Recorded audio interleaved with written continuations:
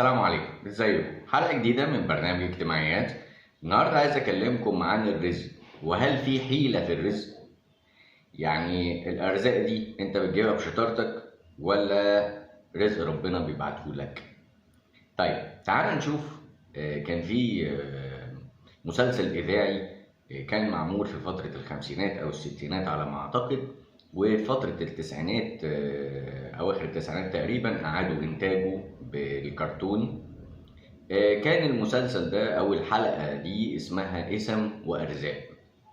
اسم وأرزاق كان بيتكلم عن راجل فقير غلبان، كان بيشتغل عنده محل، ورشة صغيرة بيصلح فيها الأحذية أو بيعمل فيها بعض الأحذية، وكان عنده ولاد كتير، وكان يعني رجل راضي بنصيبه وراضي بالفقر اللي هو فيه، ولكنه على قد مقدرته كان بيقدر ان هو يجيب يعني بعض الحاجات الولاد بيحبوها، وكان بيعطف على زوجته وعلى اولاده، وكان راجل محترم جدا. فكان عنده رضا وكان عنده سعادة بهذا الرضا.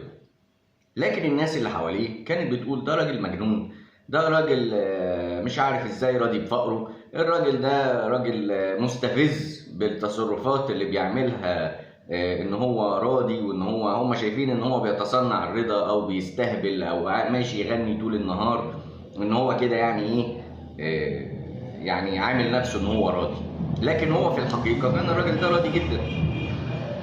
فبعدين الناس دي بدأت تضايق عليه وبدأت تقرفه وبدأت تقول له لا ما تشتغلش هنا، واضطر ان هو يمشي من البلد واضطر ان هو يسافر يشوف رزقه في ارض تانية.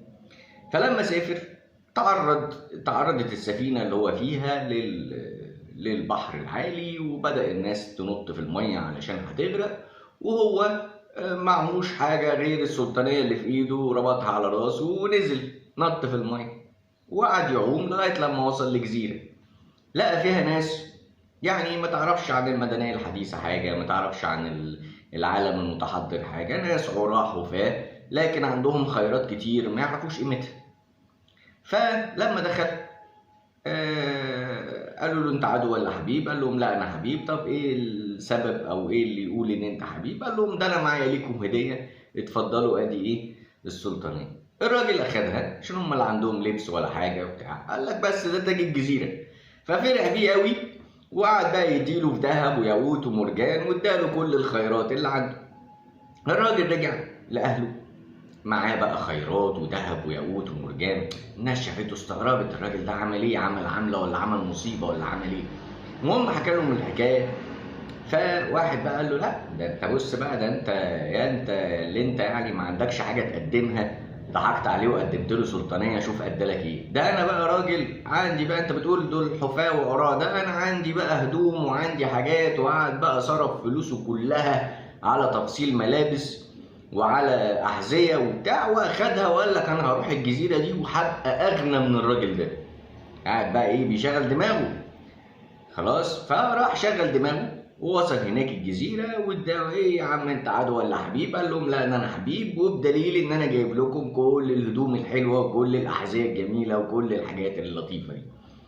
فطبعا الملك فرح بيه جدا. ده انا اعمل معاك ايه بقى؟ ده انا لازم اديك اغلى حاجه عندي. ادي لك ايه؟ راح ملبسه السلطانيه، قال له هو ده تاج الجزيره. راح مديله السلطانيه، الراجل لابس السلطانيه. فطبعا ما خدش بقى لا ذهب ولا ياقوت ولا مرجان ولا اي حاجه، خد السلطانيه وروح. هو ده تشغيل الدماغ. دي كانت حلقه لطيفه، كانت بتفهم الناس والله انت ممكن تعمل سعي كبير جدا لكن ما يبقاش فيه توفيق من ربنا، ده مش رزقك.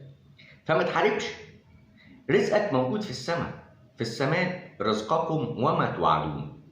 ما تحاولش تهرب من رزقك، رزقك هيطولك مهما تعمل، رزقك هيطول.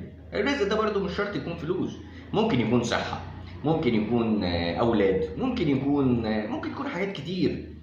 فأنت ليه ترهق نفسك بالتفكير في بكرة وسعر الذهب وسعر الدولار وسعر مش عارف الاسترليني وسعر، انت مالك؟